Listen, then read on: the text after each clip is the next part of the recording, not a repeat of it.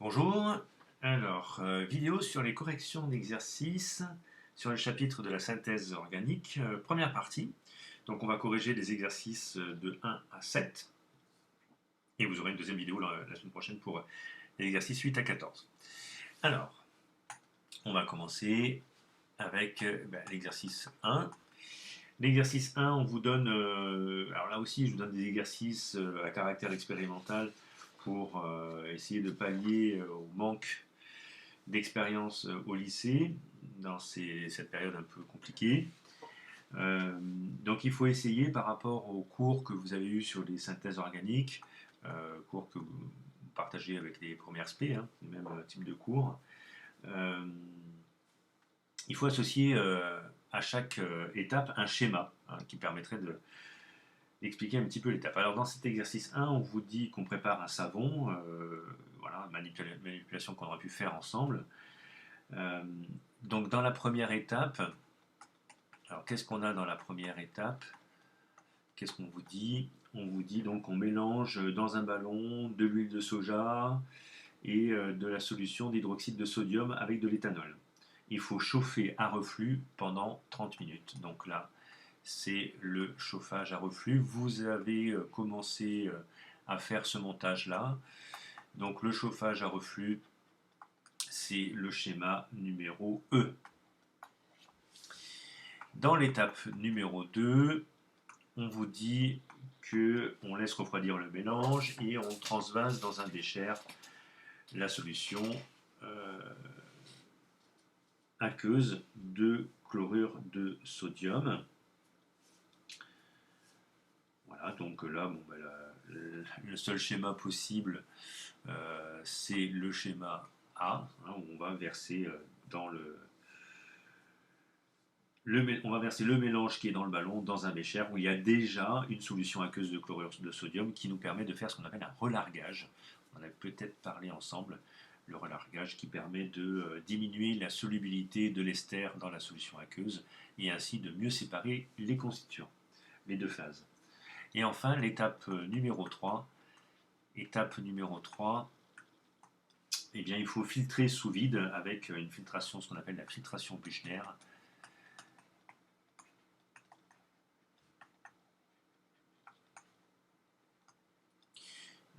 Et c'est donc le schéma numéro B. Voilà pour cet exercice numéro 1.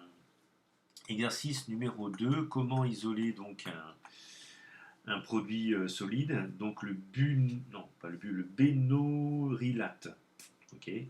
C'est un solide qui est très soluble à chaud et peu soluble à froid dans un mélange eau-éthanol. Pour le synthétiser, on introduit dans un mélange de l'aspirine, du paracétamol et de l'acide sulfurique. Rédiger un protocole expliquant comment isoler les cristaux obtenus après refroidissement du mélange. Comment isoler un solide? Eh bien, on peut le faire avec ce qu'on appelle une recristallisation, voilà, dans un mélange eau-éthanol. Donc en fait, ce qu'on va faire ici, voilà, donc le mélange obtenu, donc on va, alors ce qu'on va faire,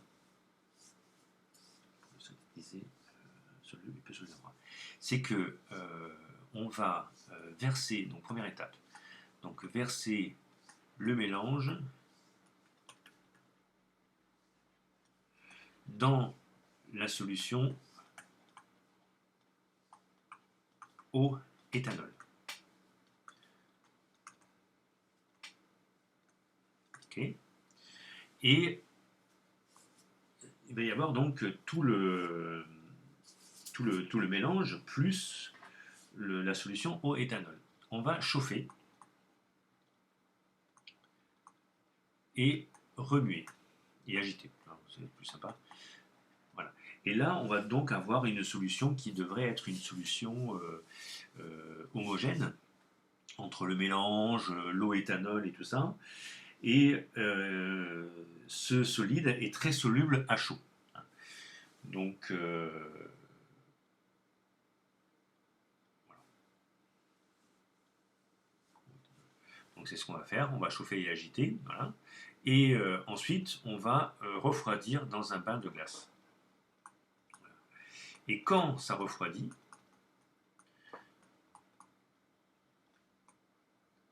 quand ça va refroidir, eh bien,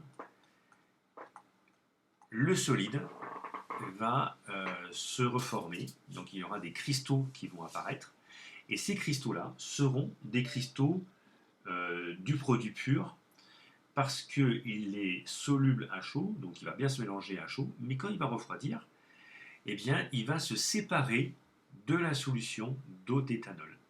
Et dans cette solution d'eau d'éthanol, il y aura toutes les impuretés qui vont rester. Donc on va séparer uniquement le produit pur. Il va y avoir donc des cristaux qui vont apparaître. Et ces cristaux, ce sont des cristaux de bénodrylate. Voilà, c'est ce qu'on appelle la recristallisation. Voilà, donc nous on peut faire ça, on aurait dû faire ça avec l'aspirine, on aurait dû fabriquer de l'aspirine. Et lors de l'aspirine, on fait une recristallisation à chaud. C'est assez sympa de voir les cristaux se former comme ça. Très joli. Voilà pour l'exercice numéro 2. Exercice numéro 3. Donc là, exercice numéro 3, comment isoler un produit liquide. Alors l'éthanoate d'isoamyle, c'est donc un ester utilisé comme un arôme. On chauffe pendant 30 minutes. Une fois que c'est terminé, on refroidit, on met ça dans une ampoule à décanter et on observe deux phases distinctes. Première question, pourquoi refroidir le mélange réactionnel? Eh bien, tout simplement parce que l'ester est moins soluble à froid. Voilà, plus on refroidit, moins c'est soluble. Et au passage, on fait alors, la deuxième question, justifier la formation de deux phases distinctes dans l'ampoule à décanter. On en fait ce qu'on appelle un relargage, ça on a déjà fait, un relargage, c'est-à-dire qu'on met l'ester dans de l'eau salée. Hein.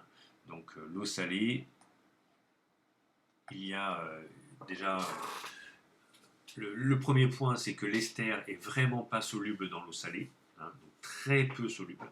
L'ester très peu soluble dans l'eau salée. Et en plus, vous avez une densité plus forte pour l'eau salée, donc une meilleure séparation des deux phases. Et enfin, donc le schéma, ça donnerait quoi? Vous avez donc une ampoule à décanter, voilà, avec le robinet, très bien. Tac, voilà. Et là, vous allez avoir donc deux phases distinctes. Voilà. Ici en haut, vous allez avoir donc une phase, en bas une autre. Pour savoir laquelle, eh bien, il faut regarder les densités. On vous donne la densité de l'ester de 0,9. La densité de l'eau salée, c'est 1,1. La densité la plus forte, c'est celle qui sera en dessous. Donc ici, vous allez avoir la phase aqueuse, avec l'eau salée et le reste des produits, des impuretés. Et en haut, vous avez donc phase organique, avec donc votre ester, qui va surnager parce que la densité est plus faible. Voilà pour l'exercice numéro 3. Alors, exercice numéro 4, un rendement, hein, parce qu'on ne fait pas de synthèse sans calculer un rendement. Donc, exercice numéro 4, vous avez un ester qui peut être préparé à partir d'une certaine quantité d'acide et d'alcool. Vous avez l'équation. Alors, moi, je vous la fais de façon simplifiée. Donc, acide plus alcool donne ester plus de l'eau. Voilà.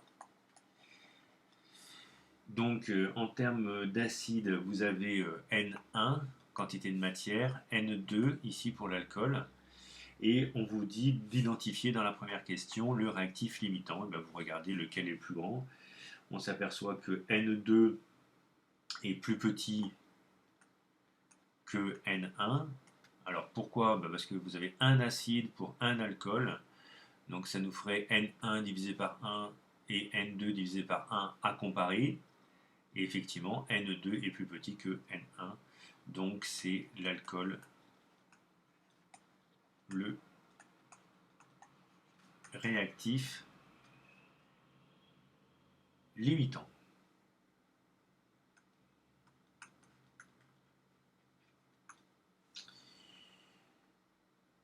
Deuxième question, calculer le rendement. Voilà, donc, alors pour calculer le rendement, alors il faut savoir donc la quantité max. Alors, quelle est la quantité max d'ester? Donc N d'ester max. Eh bien, c'est égal à N2. Pourquoi? Parce que si on suppose la réaction totale, le réactif limitant va imposer l'arrêt de la réaction, et donc cette quantité N2 s'est transformée en ester, et donc je vais avoir autant d'ester que d'alcool qui a disparu. C'est-à-dire, bon, je ne vais pas faire l'application, mais enfin bon, N2 c'est 0,100 mol. Ok. Quelle est la formule du rendement? La formule du rendement, c'est état égale quantité de matière de produit réellement obtenue sur la quantité de matière max que je pourrais avoir. Donc la quantité de matière d'ester obtenue, on en obtient 12 grammes. On ne vous donne pas la masse molaire. Il faut la calculer donc du coup. Ouais, il faut la calculer. Ok. Donc petit n, c'est égal à petit m du produit sur la masse molaire de l'ester, divisé par la quantité max de l'ester. Ok. Alors, quelle est la masse molaire de l'ester? Donc l'ester, sa formule brute, c'est C12H22, je vais marquer ici, C12H22O2. Donc ça fait 12 fois 12 plus 22 fois 1 plus 2 fois 16. 12 fois 12, 144, et 22, 166, 166 et 32, ça fait 198. Donc 198 grammes par mol. Alors je le remets ici, donc la masse de produit, bah, c'est 12,0 grammes, hein, c'est ce qu'on nous dit dans le texte. La masse molaire, donc c'est 198, divisé par la quantité max, c'est-à-dire ici N2, 0,100. Et on obtient 0,61, soit un rendement de 61%. Voilà. Donc là, il faut bien s'entraîner, il faut bien savoir faire ce type d'exercice pour l'an prochain. Exercice suivant, exercice donc... désolé, une alerte. Alors, exercice numéro 5, non, c'est ça. Alors, exercice numéro 5. Là aussi, un peu de rendement.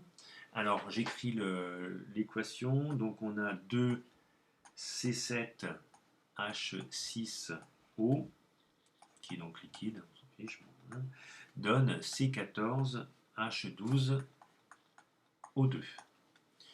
Voilà. Donc, en fait, ce qu'on aimerait savoir, sachant qu'on a un rendement de 80%, combien ici, combien,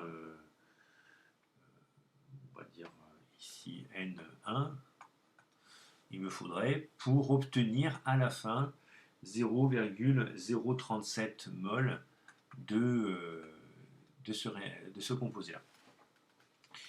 Alors, déjà, cette valeur qui est là, c'est la quantité de matière de produit que j'ai réellement obtenu. Et avec le rendement, je vais pouvoir calculer la quantité max que je pourrais avoir si la réaction était égale à 100%. Donc le rendement, c'est NP sur Nmax. Ok, donc ça nous fait que Nmax est égal donc à NP sur le rendement N. Et donc ça nous fait du 0,037 divisé par 0,8. Attention, il ne faut pas mettre 80% ici. Hein. Et ça nous donne du 0,046 mol. Donc on pourrait avoir 0,046 mol si c'était à 100%. Bon. Maintenant, comment trouver N1? Eh bien, il faut d'abord écrire une relation qu'on peut voir d'après l'équation. D'après l'équation, quelle est la relation entre N1 et N ici, alors N1 et N max du coup. Alors on regarde l'équation. Pour 2 moles de réactif, on a, il n'y est pas ici, mais il y a un 1 ici. Voilà. Là, il y a un 1. Donc pour 2 moles de ça, on a 1 ça. Donc si ici on a 2, ici on a 1, il faut obligatoirement mettre un 2 ici pour qu'il y ait égalité. C'est-à-dire que la quantité de matière de réactif est égale à 2 fois la quantité de matière de produit obtenu. Or, Nmax, je viens de le calculer, il est égal à 0,046, donc N1 est égal à 2 fois ça, c'est-à-dire 0,092 mol. Donc il nous faut une quantité de 0,092 mol de réactif pour obtenir ici 0,37 mol de produit avec 80% de rendement. Voilà, donc ça, il faut jouer un peu avec les chiffres, les équations. Donc ça aussi, c'est un exercice qu'il faut savoir faire. Exercice numéro 6, maintenant. Alors, exercice numéro 6, vous avez donc le saccharose qui est dans la betterave sucrière hein, et qu'on recueille. On réalise après l'hydrolyse avec de l'eau, donc l'hydrolyse du saccharose qu'on chauffe à reflux et ça nous donne du glucose plus du fructose. Voilà, c'est très connu comme type de réaction. Là, on vous donne les formules développées du saccharose. On suppose que la transformation est totale et que l'eau est en excès et que initialement la betterave ne contenait ni glucose ni fructose, donc on n'a que du saccharose. Alors, première question, 1A, identifier et nommer les groupes caractéristiques présents dans la molécule de saccharose. Donc vous avez des alcools, OH, donc ça il y en a plein d'alcools qui sont donc là. Vous allez avoir aussi, alors ouais, c'est un peu compliqué pour vous. Ouais, donc on va faire ça. Bon, après il y en a d'autres, mais c'est des hétéroxydes, donc c'est voilà. Bon, pour nous, on va voilà, il n'y a que la fonction alcool qui est là beaucoup de fois en première STL.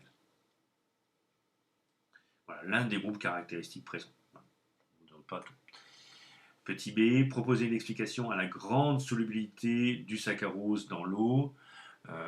Donc ça, on ne l'a pas vu, mais en fait, cette molécule, donc ce groupe caractéristique OH, il est donc avec la formule de Lewis comme ça, et en fait, il est très soluble car il y a une liaison polaire. Voilà. Donc ça, c'est des programmes de première spé. Donc voilà, c'est juste polaire. Vous verrez ça l'an prochain en terminale. Donc on va abandonner cette question-là. Question 2A. Schématiser et légender le montage à reflux. Vous l'avez vu un petit peu en TP, vous l'avez dans le cours, donc je mets voir le cours. Il ne faut pas oublier le ballon, le chauffe-ballon, le support, le mélange, les pierres ponces, la colonne de vigreux, le réfrigérant droit, l'arrivée d'eau par le bas, les pinces statifs, le thermomètre en haut pour les vapeurs et un Erlenmeyer pour recueillir le distillat. Voilà, donc si vous savez mettre tout ça, c'est très bien. Alors, quel est le rôle du réfrigérant? Eh bien, il sert à condenser les vapeurs. Ah, vapeurs, c'est comme ça. Les vapeurs pour recueillir le distillat. Voilà. Ok. Et enfin, question 3, avec l'analyse du CCM. de la CCM. Donc en A, on a une solution de saccharose de référence. En B, du glucose. En C quoi, du fructose. En D, la solution S de saccharose. En E, l'échantillon prélevé en cours d'hydrolyse. Et en F, à la fin de l'hydrolyse.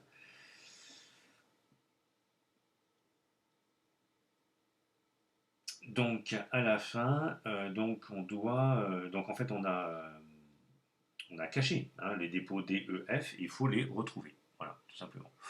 Donc voilà, on va faire une CCM, on va faire assez large comme ça. Voilà. Donc ici on a A, B, C, D, E et F. En A, on a une petite tache ici. En B, on en a une là. En C, on en a là, ici. OK. Voilà. Et on nous dit qu'est-ce qui se passe en D, E, F. Alors, en D, on a une solution de saccharose donc au départ, hein, la solution de saccharose qui est au départ. Il faut savoir que initialement, la solution de betterave ne contenait ni glucose ni fructose. Donc, vous allez avoir en D, au début de l'expérience, vous allez avoir ceci, une tâche à la même hauteur que A, le saccharose de référence. Okay.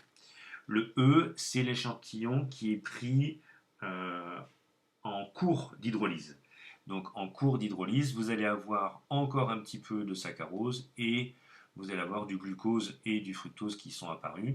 Et à la fin, eh bien, on suppose que la transformation est totale, donc on n'a plus de saccharose et on n'a que du glucose ou du fructose.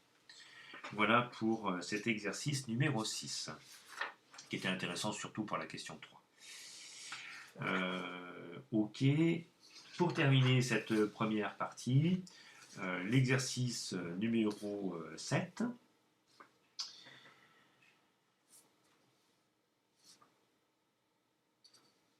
Et qui est un petit peu long. Ok, alors exercice numéro 7, vous avez donc du rhum. Alors dans le rhum, vous avez de méthanoate d'éthyle qui est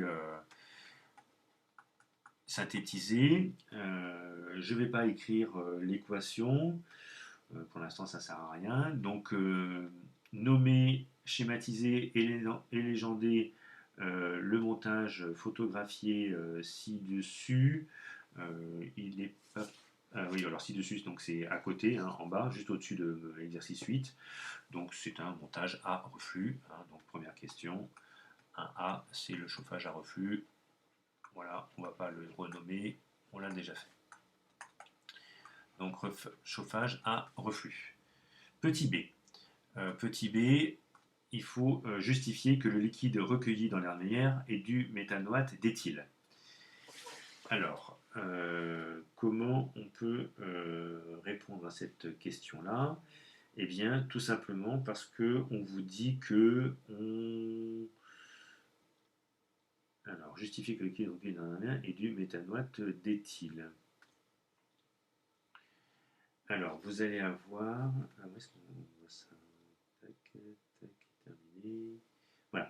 Alors, en fait, vous allez chauffer à reflux. Alors là, il faut regarder les températures d'ébullition. Alors, température d'ébullition de l'acide, de l'alcool d'abord. Température de l'alcool, donc C2H6O, c'est 78 degrés. La température d'ébullition de l'acide, c'est 101 degrés. Et la température d'ébullition de l'ester, c'est 57 degrés. Donc, lorsqu'on va chauffer, on va recueillir dans... alors, c'est pas un chauffage à reflux, pardon. Je me suis trompé, c'est pas un chauffage à reflux, c'est ce qu'on appelle une distillation fractionnée. Autant pour moi. Donc, distillation fractionnée, c'est le deuxième montage qu'on voit cette année. Donc, distillation fractionnée. Ici.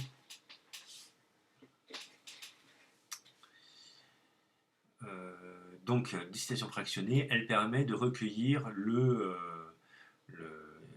le composé le plus volatile, c'est-à-dire celui qui a la température la plus faible, température d'ébullition la plus faible, donc ici l'ester. Donc lorsqu'on va chauffer, on va regarder avec le thermomètre la température des vapeurs et on va voir qu'on est sur du 57 degrés. Et donc pour ça, il ne faut pas chauffer trop fort, trop vite. Il faut bien prendre le temps de bien récupérer tout l'ester. Alors un peu de calcul maintenant, question 2A. Dans cette question 2A, il faut calculer les quantités de réactifs initialement introduits. Alors, on a tout d'abord l'éthanol. L'éthanol qui est qui a pour formule C2H6O. On va calculer la masse molaire de l'éthanol qui est égale à 2 fois la masse molaire d'un atome de carbone plus 6 fois la masse molaire de l'hydrogène plus la masse molaire de l'oxygène, c'est-à-dire 2 fois 12 plus 6 fois 1 plus 16, et ça nous fait du 46 grammes par mol, ce qui va nous permettre de calculer la quantité N1 d'éthanol, c'est-à-dire donc à M1 sur la masse molaire de l'éthanol. Or, on n'a pas la masse, on a la masse volumique.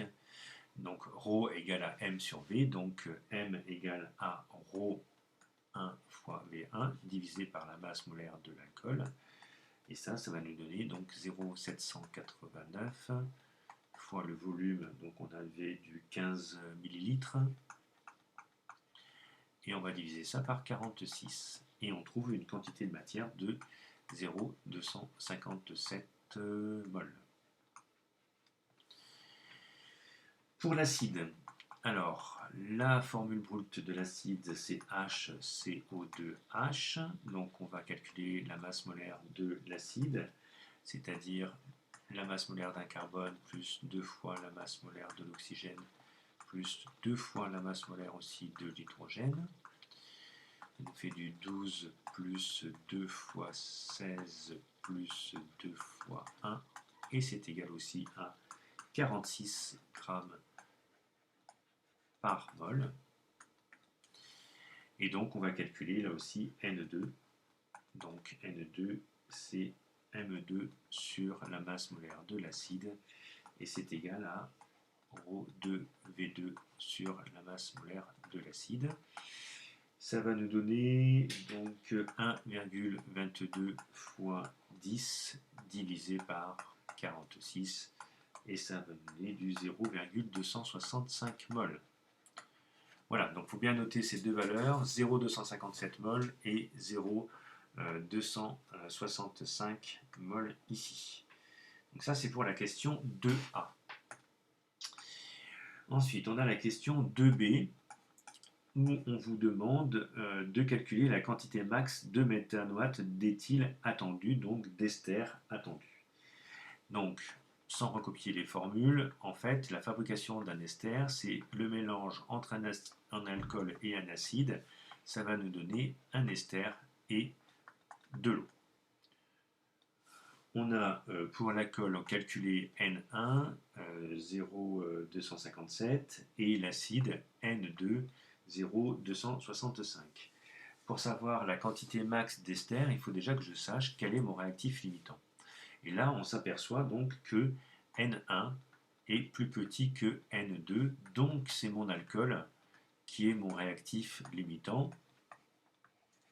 Et comme c'est mon réactif limitant, il va disparaître en premier, et la quantité max d'ester, donc N d'ester max que je peux obtenir, ça va être égal, parce que les coefficients stoichiométriques c'est 1 à chaque fois, ça va être égal à N1, c'est-à-dire à 0,257 mol. Voilà, donc il n'y a pas de calcul, c'est juste savoir raisonner avec l'équation. Alors du coup, dans l'hypothèse d'un rendement à 100%, il faut calculer le volume maximum de méthanoate d'éthyle, donc d'ester. Alors déjà, ce qu'on va faire, c'est calculer la masse molaire de l'ester. Donc l'ester, sa formule brute, c'est, je vais le marquer ici, l'ester, c'est Donc C3, où est-ce qu'on a ça? Là. C3 H6O2. Donc la masse molaire de l'ester, c'est 3 fois la masse molaire du carbone, plus 6 fois la masse molaire de l'hydrogène, plus 2 fois la masse molaire de l'oxygène. Voilà, si on fait tout ce calcul, on trouve une valeur de 74 grammes par mol. Ok. Alors, avec la masse volumique, on sait que ρ égale à m sur v. Donc, on veut le volume d'ester max. Le volume d'ester max, ici, c'est égal donc à la masse de l'ester sur la masse volumique de l'ester. Or, la masse, petit m, c'est égal à n max d'ester fois la masse molaire de l'ester, divisé donc par la masse volumique de l'ester. Et ça, on a. La quantité max, on a calculé que c'était 0,257, on ne l'a pas calculé, on l'a déterminé. La masse molaire, c'est 74, et la masse volumique est donnée, elle est égale à 0,902. Et si on fait donc le calcul de ça, on va trouver du 21,1 millilitres. Donc ça, c'est le volume max qu'on pourrait trouver d'ester. Et enfin, troisième question intéressante, sur un spectre infrarouge. Donc, pour le spectre infrarouge qui est là, montrer que le produit obtenu est différent des réactifs introduits. Eh bien, vous regardez ici le spectre. Déjà, il faut être au-dessus de 1500 cm-1, parce qu'avant, on ne sait pas vraiment ce que c'est. Et là, on voit une bande d'absorption, et la bande, donc on a une bande qui est forte, ça veut dire que la transmission est faible, et elle est fine. Et elle est aux alentours de 1700 cm-1. Et ça, c'est significatif de la liaison CO. Et effectivement, dans un ester, on a CO, O, R', R ici. Donc on a bien relevé CO. Mais là, vous allez me dire, mais oui, mais est-ce qu'on... Oui, d'accord, mais dans l'alcool, ok, il n'y a pas de CO, mais dans un acide aussi, il y a un CO. Parce que un acide, c'est R, voilà, COOH. Ça, c'est un C. RCOOH. Mais le problème ici, alors on a un CO, et donc effectivement, on aurait un pic à 1750 à peu près, hein, 1760, une bande forte et fine, oui, mais dans l'acide, on a aussi un OH. Et le OH, pour un acide carboxylique, vous avez une bande forte et très large, caractéristique, vous le verrez dans d'autres exercices, à 2006, 3002, et là, on n'a rien sur le spectre, aux alentours de 3000, on a 3 petits pics, mais ils ne sont pas exploitables, ça ne signifie rien. Donc on n'a pas d'acide et on n'a pas d'alcool. Voilà. On a uniquement que de l'ester. Voilà pour ces exercices, pour cette première partie d'exercice, et donc j'espère que vous avez pu comprendre tout ça. À bientôt pour la deuxième partie de la correction de ces exercices.